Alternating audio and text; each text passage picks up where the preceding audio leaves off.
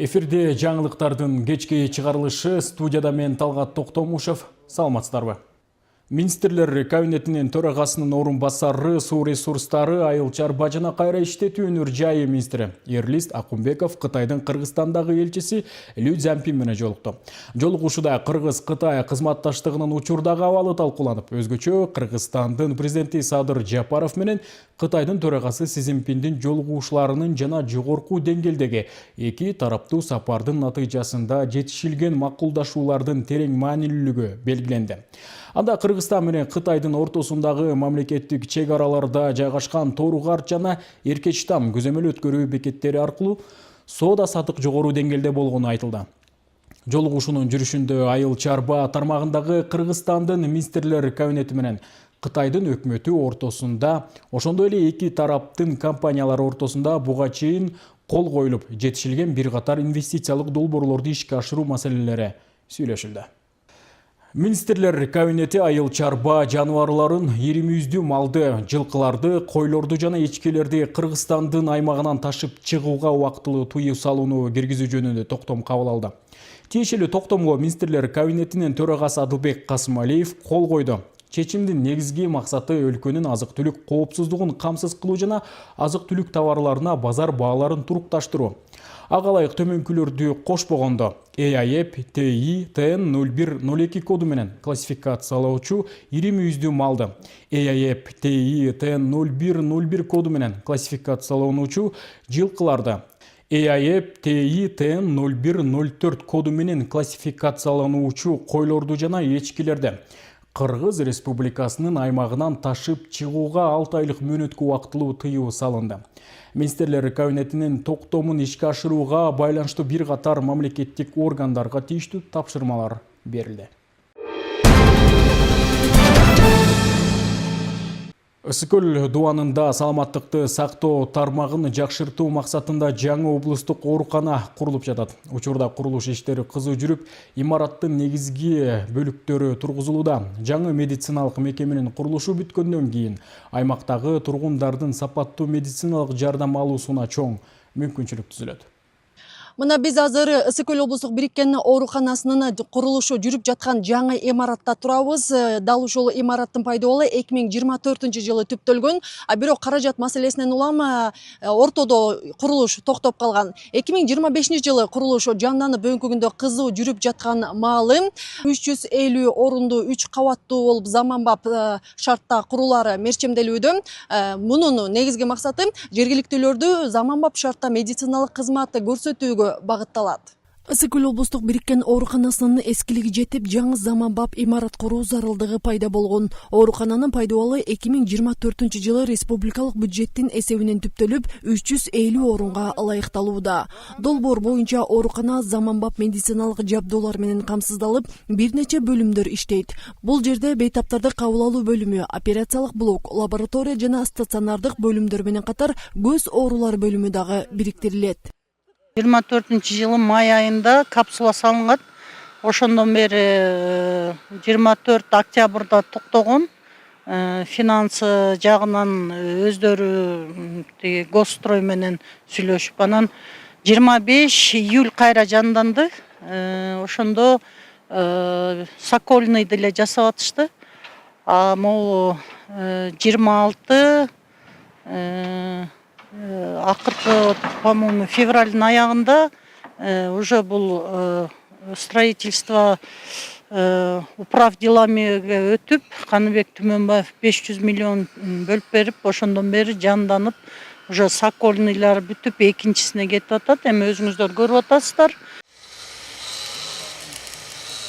Курулуштун сапаты бардык талаптарга жооп берет. Ишке берилсе, жергиликтүүлөргө жүздөгөн жылдар бою кызмат кылат дешет куруучулар. Курулуштун сапаты абдан жакшы, армирование, абдан арматурасы абдан жакшы, насыщенный. Насыщенный абдан бекем.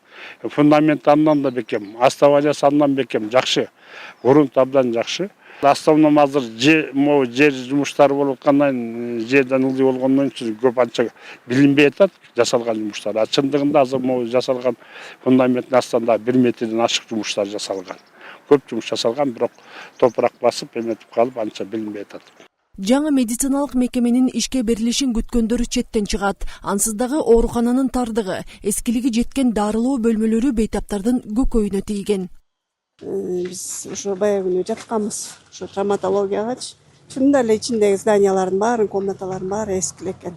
Ошо жаңы курулганына деле жакшы да. Бияктан курулушту көрүп кубанып отурам. Жакшы нерсе бул жаңы ооруканама бияк эме салынып калса, мунун ичине жана аптекалар, анча анализ, керектүү нерселерди бир жерден алып, бир жерден кабарланып турсак жакшы болот, эң сонун эле болмок. Антесе бир ооруканага жатаар алдында келип башка жака бир мекемелерге барып анализ өткөзүп убакыт өтүп атат, аякта кымбатка да айланып калып атат. Ошо бир жерден болсо баарыбызга жакшы болгон турат. Ошо курулушка кубанып эле турам. Баарыбызга оорукана керек го деп ойлойм. Чынында бул больница тардык эле. Көп эле больницага аркы келип атабыз, полго чейин жаткан күндөр болгон чынында. Калган шаарларда аябай заманбап салынып атпайбы?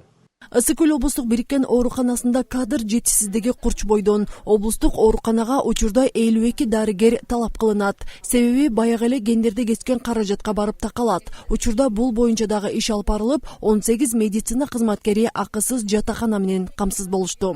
Ал эми жаңы оорукананы быйылкы жылы ишке берүү мерчемделүүдө. Айзат Анарбекова, Нурдин Орманбетов, Мадина Абакирова, Ысык Көл жаңылыктары.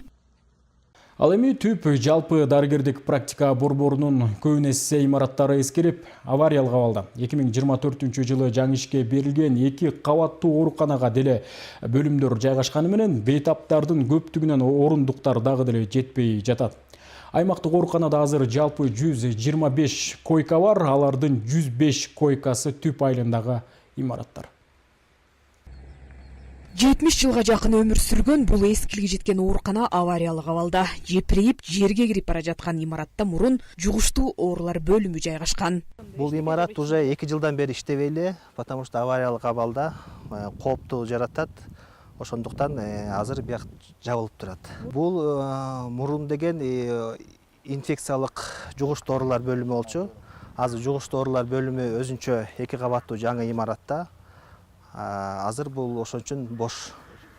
Ал эми 2024 жылы жаңы ишке берилген 2 кабаттуу ооруканага деле бөлүмдөр жайгашканы менен бейтаптардын көптүгүнөн орундуктар дагы деле жетпейт. Экинчи кабатында хирургия жана балдар бөлүмү бар. Оору быйлаган балдардын ызы чуусунан жаңы эле наркоздон ойгонуп, операция болгон бейтаптарга тынчтык жок.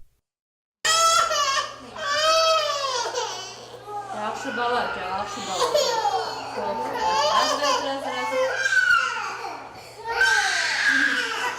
Шартты да жок болуп кетет экен да. Эмне себептен месте аз экен биякта. Болгону 4 палата экен. Анан ошо бияка жалаң эле ДТП болгондор, тяжелый больнойлор, мына тиги операция болчулар, анан ушундай кыйындар келет. Анан жатайын десе, бияктын баары толтура. Анан айлалары кетип, тиги сестра хозяйкабыз матраста берет, аны монтип жерге салып коюшу, ошол жака да жатышат. Анан капельницанын медсестралары аттап, монтип коюп, аларга деле удобство керек да. Мен ушулардын баарын көрүп таң калдым. Анан могу жакта детский отделениялар бар. Алар 5тен баштайт. Ызылдап эле жанагы сакманда койдун козуларында эле маарап ыйлап башташат.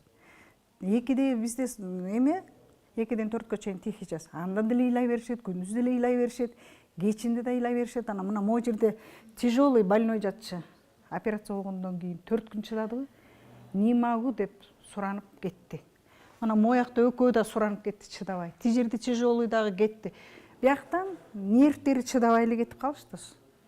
Хирургия бөлүмү 20 орундук экен. Ал эми балдар бөлүмү 15 койкага ылайыкташылган. Ортосунан айнек бөлүп турганы менен бардык кыймыл 2 бөлүмгө тең даана угулат. Негизинен медицинада вирус жүрүп жаткан бөлүм союлуп алсыз жаткан бейтаптардан обочолонуп туруш керек. Бирок башка имараттардын жоктугу болсо дагы авариялык абалда болгондуктан аргасыздан 2 бөлүм 1 кабатта иш алып барышууда.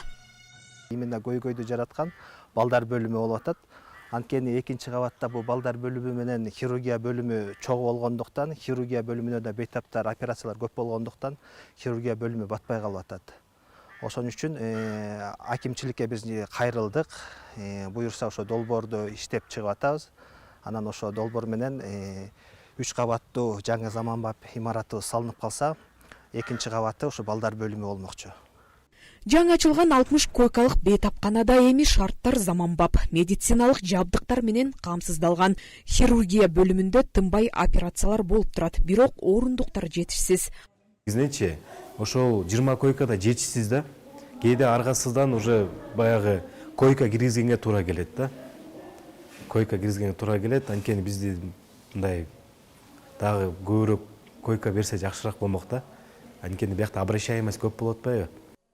Төп аймактык ооруканасынын директорунун айтымында, жаңы имараттын курулушуна долбоор даярдалууда. Ага биринчиден гемодиализ бөлүмү жайгашмакчы. Анткени райондо 38 жаран Каракол шаарына жумасына 3 жолу барып убара тартышат. Ошол эки бейтаптар бизге көп жолу кайрылышты. Ушундай бизге жаңы отделение ачып бергиле деп. Анан отделение ачал десек, отделениябыздын баары биздики аварийный абалда болгондуктан биз азыр ачканга уруксатыбыз жок.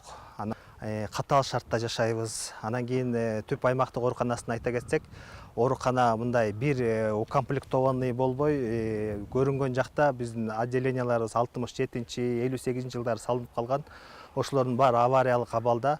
Кара кетсеңиз мына анын бирөөсү бул эки имаратыбыз болуп атат. Анан бейтаптарга кыштын күнү, жаздын күнү коопту келтирген объекттердин баары бир болуп атат ошолчу. Потому что бүт жерлерибиз авариялык абалда болгондуктан бейтаптарга көп коопчулук болуп атат. 1958 жылдары салынган катар имараттардын чындыгында эскилиге жеткен. Терапия бөлүмү деле авариялык абалда экени көрүнүп турат. Аймактык ооруканада азыр жалпы 125 койка бар. Алардын 105-и Төп айылындагылар, 20 койка Байзак айылында, ал эми калган 20-сы Талды сууда жайгашкан. Жазгүл Сатаева, Батыр Абиев, Жолдошбек Тынчтык уулу, Ысык-Көл жаңылыктары Төп районунан. Кыргызстандын тоо кең тармагынан 2021-2025 жылдар аралыгында мамлекеттик бюджетке 217,9 миллиард сомдон ашык салыктык жана салыктык эмес төлөмдөр түштү. Бул тууралуу жаратылыш ресурстары, экология жана техникалык көзөмөл министрлигинен билдиришти. Маалыматка ылайык анын ичинен 2025 жылдын ичинде эле бюджетке түшкөн каражат 65 миллиард сомго жетип, туруктуу өсүштү көрсөттү. Мында Кумтөр ишканасынын салымы чоң болгон, ошол эле учурда запастар көбөйтүү, өндүрүш көлөмүн арттыруу жана негизги кендердин иштөө мөөнөтүн узартуу боюнча активдүү иштер жүргүзүлүүдө. Өлкө аймагында ыйык Рамазан айынын жарымынан ашып мусулмандар үчүн маанилүү болгон фитр садаканын өлчөмү расмий бекитилди. Ошондой эле быйыл Кадыр түнүнүн кечеси 16 марттан 17 мартка караган түнү белгиленери маалым болду. Дал ушул фитр садака канча өлчөм бекитилди? Ушул суроолорго жооп берүү үчүн биз менен түз байланышта кесиптешим Медербек Кеңешов болмокчу. Саламатсызбы, кесиптеш, айтсаңыз, быйыл фитр садаканын өлчөмү кандай бекитилиптир? Чоң рахмат, кесиптеш. Касиеттүү Рамазан айынын 20 күнү бүтүп, 3/1 бөлүгү калган маалда Кыргызстан мусулмандар дин башкармалыгы тарабынан атайын фитир садаканын өлчөмү дагы бекитилип берилди. Ал бекитилген суммага жараша эң минималдуу өлчөмү 60 сом болуп бекитилсе, ал эми эң жогорку суммасы 1200 сом болуп бекитилди. Шуларга дагы кыскача толук токтоло кетсем, буудай наркы менен төлөйм дегендерге 60 сом, ундун наркы менен төлөйм дегендерге 90 сом, ал эми арпанын наркы менен төлөйм дегендерге 100 сом болсо, мейиздин наркы менен фитир садаканын акчасын берем дегендерге 880 сом. Ал эми эң жогорку көрсөткүч деп айтып өткөндөй эле курма же болбосо финикенин баасы менен төлөйм дегендерге 1200 сом деп өлчөнүп бекитилди. Бул сумманы ар бир жаран өзүнүн үй бүлөлүк кирешесине жараша өзү бир кайсыл сумманы тандап алып, ошол боюнча муфтиятка барып төлөп бекитилет. Эскерте кетсек, бул фитир садака бир гана ороз айында бериле турган өзгөчө садака болуп эсептелинет жана башка күндөрү, башка айларда берилсе, ороз айында берилгендей сооп берилбейт. Ал Рамазан айында муктаж адамдарга жардам берүү жана ошондой эле орозонун сообун арттыруу максатында милдеттүү түрдө берилет. Ал эми ошол кимдер тарабынан берилет жана ошондой эле чогулган акча чогулгандан кийин муфтият тарабынан кандай болуп кедей кембагалдарга бөлүштүрүлүп берилет? Дал ушул суроолорго жооп алыш үчүн биз Ысык-Көл областык казыятына да барып суроо салдык элек, анда ошолордун жообун бирге угуп көрсөк. Орозо фитирди кимге беребиз деген болсо, ошо кембагал үй бүлөлөргө беребиз. Ошо орозо фитирге мисалы үчүн ошо мечит курганга, медресеге балдарды окутканга, бир жол салганга тияк бияқаңа болбойт. Бул только ошол кембагалдардын акысы. Ошон үчүн бүгүнкү күндө бизге түшкөн орза питерди биз сөзсүз түрдө ошол кембагалдардын адресин алып туруп ошол жерге алып барып беребиз. Ошо кембагалдардын акысы болот. Ошон үчүн бүгүнкү күндө бизде казыятка скол казыятына жазылгандар бар. Биз ошолорго тизмелеп беребиз. Күнүмдүк оокатка муктаж болгон адамдар бербейт алар. Баардыгы берсин деген сөз эмес да. Ошол кембагал болсо бербейт. Жаңдай беришке мүмкүнчүлүгү бар. Ичине бир базарчада содасы бар, таксовать этет, башка кылат, бир жумушу бар адамдар бериш керек. Анан такыр ичеде иштебейт, оорукчан, же болбосо жандай өтө муктаж, карып калган ушундай адамдарга орза питир бериш шарт эмес. Андан сырткары кошумча маалымат катары айта кетейин, жакынкы чыгыштагы болуп жаткан кырдаалга байланыштуу Кыргызстандан умра сапары убактылуу токтотулду. Бизге алынган маалыматтар ушулар болду. Сөздү кайра сизге берсем. Маалыматыңыз үчүн рахмат. Биз болсо программаны улантабыз. 2024 жылы жыл мугалими сынагына катышып, мыкты ондукка кирген англис тилчи мугалим Балыкчы шаарындагы Саакбай Каралаев атындагы жалпы билим берүү жыйынында эмгектенет. Чет тилчи мугалимдин ысымы дагы өзгөчө. Субар Жант аталышындагы ысымдуу агартуучунун ийгилиги кабарчынын материалында. Hardly ever. Hardly ever. Hardly ever. Hardly ever. Ысымы өзгөчө Зубаржат Жалилова англис тилинен мугалим. Акыркы 5 жылдан бери Балыкчы шаарындагы Саакбай Каралаев атындагы жалпы билим берүү жайында эмгектенип келет. 2024 жылы өткөн жыл мугалими кароо сынагында облус аймагы боюнча алдыңкы ондукка кирип, республикалык деңгээлдеги жыл мугалими кароо сынагына жолдомо алган. Республикадан дагы өзүнүн мыктылыгын көрсөтүп, ал жерден жогорку сыйлыктарга татыктуу боло алды. Заман талабына ылайык чыгармачылык менен изденип, окуучуларга татыктуу билим берүүгө аракет кылган мугалимдерибиз көп. Алардын бири Жалилова Зубаржат Жалиловна өзүнүн жаш экендигине карабай көптөгөн ийгиликтерге жетише алды. Зубаржат Жалилова Нарын облусунда төрөлүп өскөн. Ата-энесинен улутту кыргыз. Ал эми бул өзгөчө ысымды атасы китептеги чыгарманын негизинде койгон. Бир чыгармада ошол Зубаржат деген акылдуу кыз бар болчу экен. Ошол кыздын атынан койгом. Анан эжемдин атын Зульфия деп, необычный өзгөчө аттарды коем деп кыялданчу экен да кыздардын атынчы.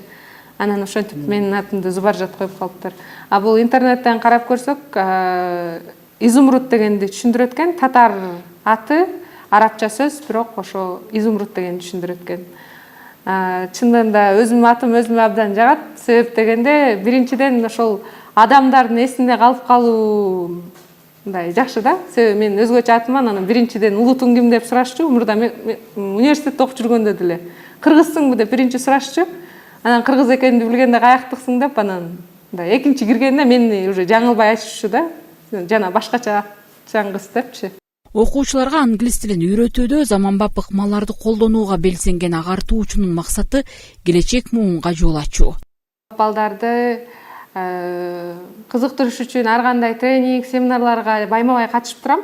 Анан ошонун негизинде үйрөнгөн, алган тажрыйбамды келип балдарга колдонгонго аракет кылам. Ошол эле Сингапурдук билим берүү методикаларын колдоном. Андан сырткары интерактивдүү ыкмаларды колдонуп, балдарды бири-бири менен англис тилинде жөн гана үйрөнбөстөн ошону күнүмдүк жашоодо колдоно билүүгө, бири-бири менен ролдук оюндарды ойнотуп, карточкалар менен кызыктуу кылып, инновациялык, анан өзүңүздөр билгендей, заманбап технологияларды да колдонуп, ошол жактагы балдарга абдан кызыктуу болот. Бул интерактивдүү оюндарды ойнотом. Ошол андан сырткары жогоруда айткандай семинарларга катышып, ошол балдардын жөн гана англис тилин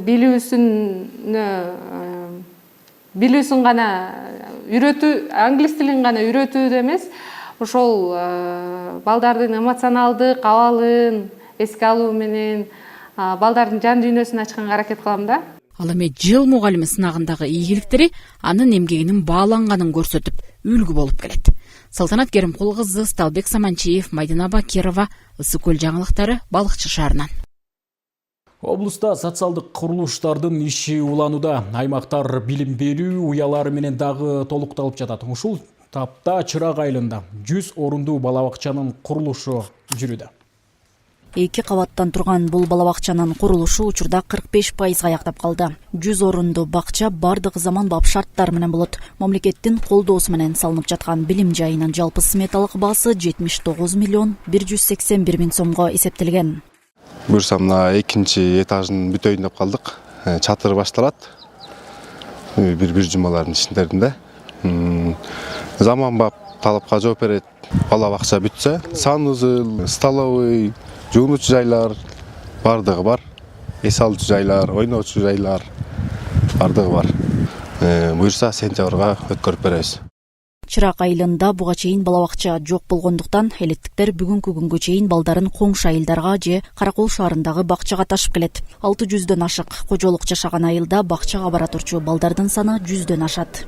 Балабакчага муктаж балдарыбыз өтө көп. Себеп дегенде айылыбыз чоң, элибиз көп. Анан буга чейин балдарды Караколго иштегендер Караколго алып барып кечкисин кайрап келип турмуш кылып атышат. Жакынкы айылдарыбызга Аң Өстөнгө, Жетөбүзгө, Багатырга чейин ташыган убактыбыз бар. Азыр энелер жумушсуздукту жоюу боюнча да ушу балабакчабыз ачылса өзүлөрү жумуш менен камсыз болуп, балдары ушу илим билимге тарбия алып, мекендерине кызмат кылган ул балдардан чоңоет эле деп эсептейбиз. Мына салынып аткан бакчабыз бүтсө аябай жакшы болот деп биз толкунданып аткан учурубуз. Мына ушул айылдагы жаш балдардын өсүп өнүгүүсүнө жакшы көңүлүн буруп, биздин айылыбыздан башка эле бардык айылдарга камкордуктар көрүлүп атканына аябай сыймыктанабыз. Учурда Дуан аймагында 74 объектте курулуш жумуштары аткарылып жатат. Облуста бардыгы болуп 20 мектеп, 9 балабакча салынууда. Айнура Достукбекова, Айбек Турдаконов, Ысык Көл жаңылыктары. Ысык Көл облусунда жол коопсуздугу маселеси дагы бир жолу кеңири талкууланды. Жол кырсыктарынын алдын алуу, айдоочулар менен жөө жүргүнчүлөрдүн коопсуздугун камсыз кылуу максатында облустук жол кыймылынын коопсуздугун камсыздоо башкармалыгынын жетекчилиги, жергиликтүү бийлик өкүлдөрү жана тургундар менен жолугушуу өткөрдү. Жыйында жолдордун абалы, жөө өткөлдөрдүн белгилери, такси кызматындагы айдоочулардын көйгөйлөрү сыяктуу бир катар маселелер көтөрүлдү. Теманы кабарчыбыз Нуржан Дөөткулова улантат. Ысык Көл облусунун ички иштер башкармалыгынын жол кыймылынын коопсуздугун камсыздоо бөлүмүнүн башчысы Тоң районунда атайын жыйын өткөрдү. Жыйынга райондук мамлекеттик администрациясынын жетекчилиги, жергиликтүү бийлик өкүлдөрү жана тургундар катышты. Жолугушуунун негизги максаты жол кырсыктарынын алдын алуу, коопсуздук маданиятын жогорулатуу жана калк менен түз байланыш түзүү болду. Бул оор кесепеттер менен жана өтө оор кесепеттер менен кошулган жол унагычтардын алдын алуу максатында профилактикалык түшүндүрүү иш-чараларын жүргүзүү менен бирге ошол жеринде Тоң район тургундарынын атайын көйгөйлөрү барбы, маселелери барбы, ошону угуп жеринде чечүү болуп саналат. Бүгүнкү иш-чарабыздын максаты ушундай. Жыйындын жүрүшүндө катышуучулар өздөрүн тынчсыздандырган бир катар көйгөйлөрдү көтөрүштү. Айрым айдоочулар жолдордогу аң чөнөктөр автоунаалардын техникалык абалын начарлатып, тетиктерди бат-бат алмаштырууга туура келип жатканын айтып, нааразычылыктарын билдиришти. Анан казып туруп, анан көмүп коесуңар, эми өзүңөр суу кирген жердин артын кайра бир күн жүрүп көрсөңөр, бүттөр көсөм бар, ит болуп калды мында. Кирейдер бар да, өкмөттөр сүрүп койсо болбойбу. Оңго! Солго! Артка кайрыл! Ошондой эле жөө жүргүнчүлөр өтүүчү өтмөктөрдүн боектору өчүп, айдоочуларга да, жөө жүргүнчүлөргө да кыйынчылык жаратып жаткандыгы белгиленди. Айрыкча мектеп окуучуларынын жол эрежелери боюнча түшүнүгүн жогорулатуу максатында мектептерде атайын сабактарды киргизүү сунушу да айтылды. Анан бул светофорго пешеходный переход линия жок. Элдер качып өтөт, сүзгөндөн кийин чебин пешеходный переход. Мектеп окуучуларына ушундай бир хотя бы бир жумада 1 сааттык бир окуу киргизип койсо болобу деген сунушта. Окуучуларды үйрөтүп кичине багы жаш үйгөндө өтөсүң, кызың үйгөндө өтпөйсүң деп мындай элементарный нерсе. Анан ата-энелери чогулушу да болот да бул кишилерде. Анан ата-энелерге да айтыпчы, мына балдарыңарды жолдон чуркабагыла. Элементарный эле бул бизнес центрда мисалы үчүн каалаган жеринен өтө беришет.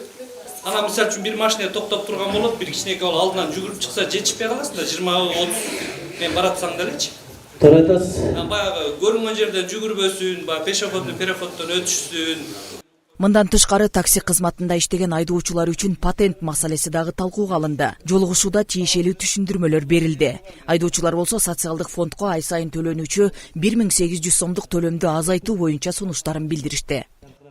1800 сомдун ичине азайтып берсеңер, бизге деле болду таксистерге деген төлөп турган оңойлук. Мисалы патент 300 сом, 270 сом, услугасына 300 сом болот да. Анан бир айга.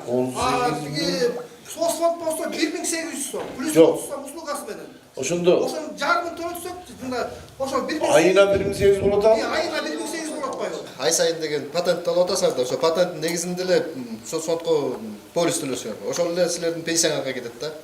Жыйындын соңунда жол коопсуздугун камсыз кылуу боюнча биргелешкен аракеттерди күчөтүү зарылдыгы айтылып, тургундардын сунуш пикирлери эске алынары белгиленди. Жол коопсуздугу бул бир гана тиешелүү кызматтардын эмес, коомчулуктун ар бир мүчөсүнүн жоопкерчилиги экени дагы бир жолу баса белгиленди. Нуржан Дөөткулова, Данияр Акунов, Мадина Абакирова, Ысык көл жаңылыктар үчүн Тоң районунан.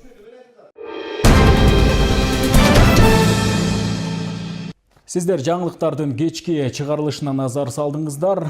Ал эми биздин жаңылыктардын бардык түрмөктөрүн YouTube, Facebook жана Instagram баракчаларыбыздан көрө аласыздар. Бизден алыстабаңыздар.